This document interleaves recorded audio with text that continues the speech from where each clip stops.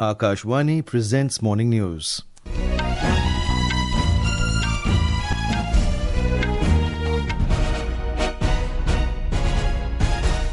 Good morning, I am VC Pramod. The headlines.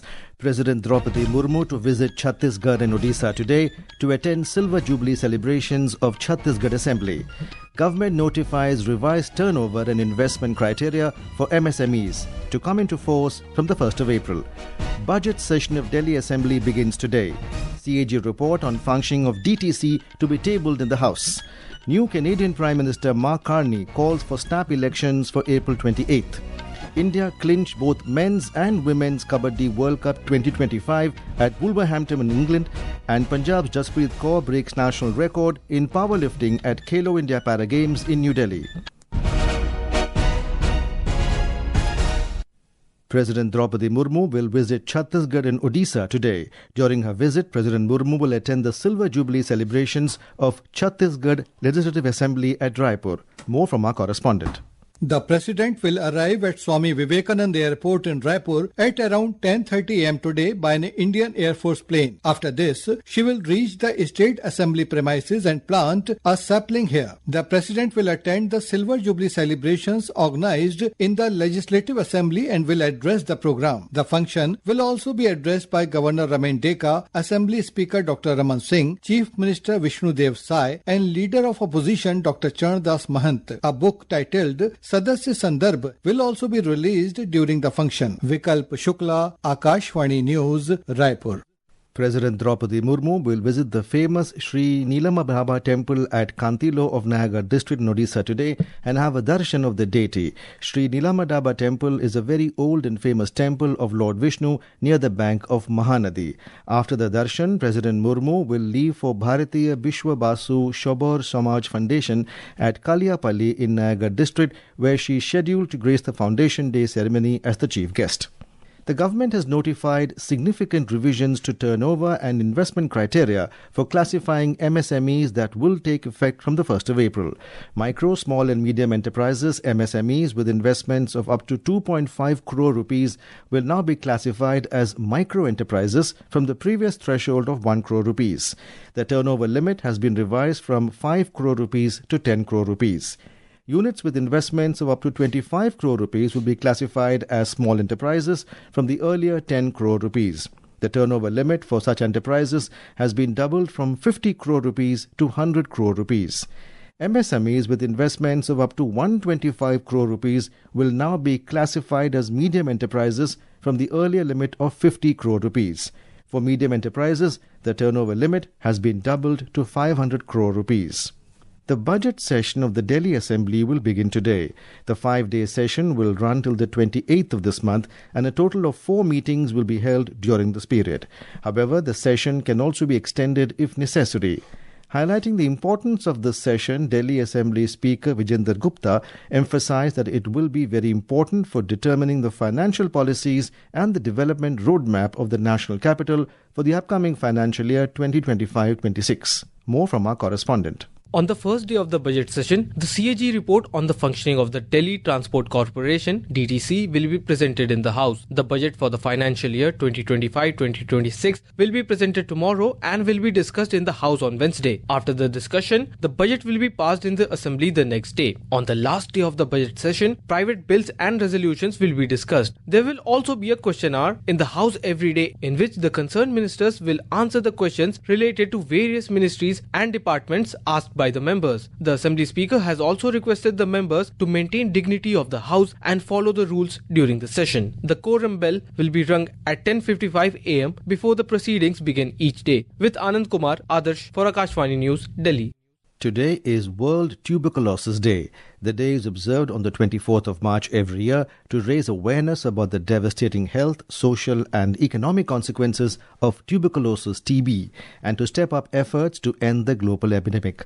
The day is observed to commemorate the anniversary of Dr. Robert Koch's discovery of the TB bacteria in 1882. This year's theme is Yes, We Can End TB. Commit, Invest and Deliver. More from our correspondent.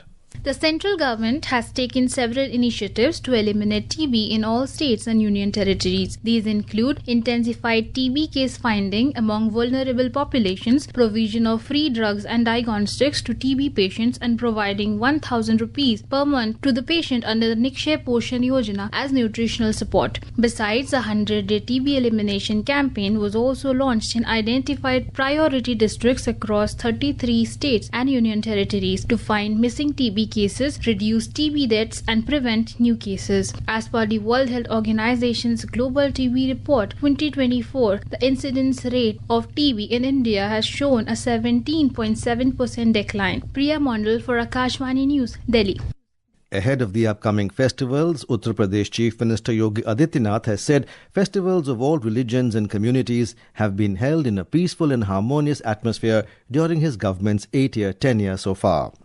Important festivals like Chaitra Navratri, Ram Navami, Eid-ul Fitr and Baisakhi are lined up over the next 2 weeks. Chairing a meeting to review the law and order situation in the state ahead of the festive season, Adityanath said this is a sensitive time and strict action should be taken against those spreading anarchy.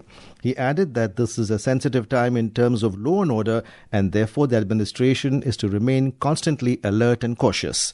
The Chief Minister said those who issue mischievous statements should be dealt with strictly with a zero-tolerance policy. This is Akashvani giving you the news. For quick news updates round the clock, follow us on our X handle @AIR News Alerts. And for details of these stories and more, log on to our website www.newsonair.gov.in and download the News on AIR app. New Canadian Prime Minister Mark Carney has called for a snap election for April 28th. Prime Minister Carney said he has called for a snap election in order to ensure that his country gets a government with a stronger mandate than the Liberal Party currently has. This is important keeping in mind the trade war with neighbouring United States and President Trump's repeated threats to annex Canada to make it the 51st state of the US, which Canadians outrightly reject. Mr. Carney said he has requested the Governor-General to dissolve Parliament and call an election for April 28th, and she has agreed.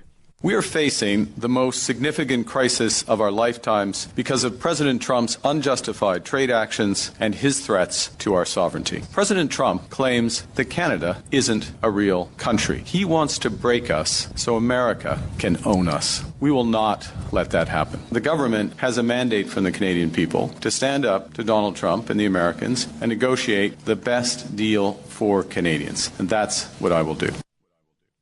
Ukrainian Defense Minister Rustem Umerov has said that the talks between US and Ukrainian delegations have concluded in Saudi Arabia's capital Riyadh.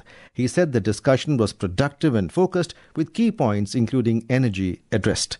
Umerov, who led the Ukrainian delegation, emphasized that President Volodymyr Zelensky is committed to achieving a just and lasting peace for Ukraine and Europe. The meeting followed a previous round of talks in Jeddah, where Ukraine accepted a US proposed 30-day ceasefire in exchange for the resumption of US military aid and intelligence sharing. Meanwhile, today's scheduled talks between US and Russian delegations add further significance to these diplomatic efforts. In his evening address, Zelensky reiterated that Russia is the only one dragging this war out. Amnesty International South Asia Regional Office has called on Pakistani authorities to immediately release Baloch activist Maharang Baloch and all others being detained for exercising their right to peaceful protest. Maharang Baloch has been in unlawful detention for over 38 hours and denied access to her lawyers and family. India have clinched both men's and women's Kabaddi World Cup 2025 at Wolverhampton in England. The men's team defeated home side England in the final match with 44-41. We are very happy and our team guys played very well and they have shown their extraordinary performance. As a captain, we have the more pressure to maintain the team as well as we have control over team. Then also England team, they try to defeat. Then they have played us very well. Then the audience, the support of both the sides for Indian and England also, we're very much happy. Earlier, Indian women's team also defeated England with dominating score of 57-34 in the final at the same venue. We are very excited to win the match and we are very happy. We have no pressure, we are free mind and we enjoy the game. We are already plan everything and we plan and after that we will apply that things. With the help of everyone we can cooperate with each other, so that's why we can win the match. For the first time outside Asia, this tournament saw top Kabaddi teams compete across the West Midlands with matches in Birmingham, Coventry, Walsall and Wolverhampton. At the inaugural edition hosted by Malaysia in 2019, India won both the men's and women's crowns. History has been made at the Khelo India Para Games. Punjab's powerlifting sensation Jaspreet Kaur has shattered the national record, lifting her way to gold in New Delhi. We have a report. An electrifying moment unfolded at the Khelo India Para Games as Jaspreet Kaur rewrote history in the 45 kg powerlifting category. The 31-year-old not only defended her title but also became the first athlete of this edition to break a national record, surpassing her own mark of 100 kg in 2023. Manish also set a new national record in the 54 kg category, lifting 166 kg to claim gold. Now heading towards IPL T20, Chennai Super Kings defeated Mumbai Indians by 4 wickets at the MH Chidambaram Stadium in Chennai last night. Left-arm spinner Noor Ahmed got player of the match for bagging 4 wickets. Earlier in another match, Sunrisers Hyderabad defeated Rajasthan Royals by 44 runs at Rajiv Gandhi International Stadium in Hyderabad last evening. Ishan Kishan was in the spotlight for his unbeaten ton. Today, Delhi Capitals will lock horns with Lucknow Super Giants at Visakhapatnam from 7:30 p.m. Last we have from ISTF Sepak Takraw World Cup 2025, where in the doubles events category at Patna, the Indian women's team showcased splendid game by winning the silver medal. The team lost the gold in a tight contest with the Myanmar team. In the doubles event, Indian men's team was successful by winning the bronze medal jointly with Malaysia. With Neelam Kaushik, Chirag Jha, Akashvani News, Delhi. The India Meteorological Department IMD has forecast light to moderate rainfall with thunderstorm, lightning and gusty winds of up to 40 km per hour over coastal Andhra Pradesh, Yanam, Telangana and south interior Karnataka today. According to the IMD, similar conditions with thunderstorm and lightning will be present over Jammu and Kashmir, Ladakh and Himachal Pradesh during the next 3 to 4 days. Meanwhile, hot and humid weather conditions will prevail in isolated pockets of coastal Gujarat till tomorrow. The weather agency has also forecast a gradual rise in maximum temperatures by 3 to 5 degrees Celsius over northwest India during the next 3 to 4 days. A gradual rise in maximum temperatures is also predicted over central India by 2 to 4 degrees and over Gujarat by 2 to 3 degrees during the next 2 days.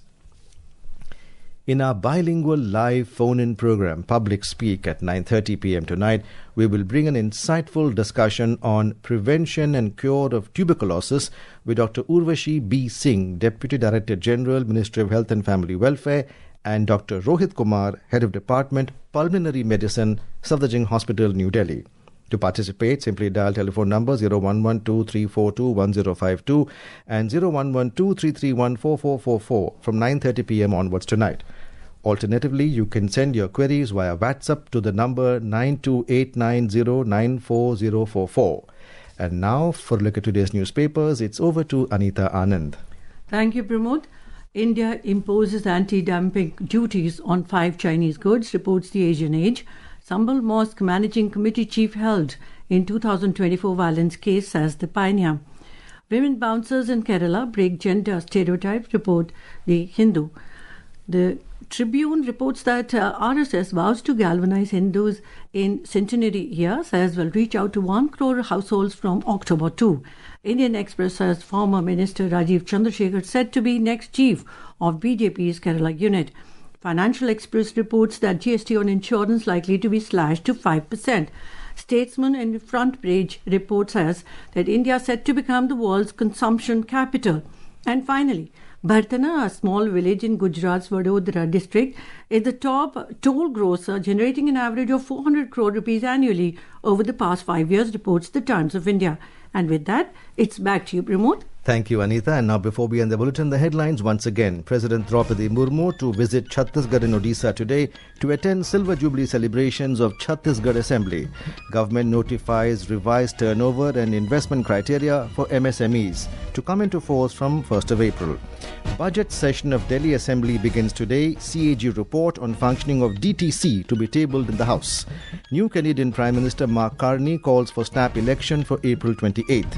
India clinch both men's and women's Kabaddi World Cup 2025 at Wolverhampton in England, and Punjab's Jaspreet Kaur breaks national record in powerlifting at Khelo India Para Games in New Delhi.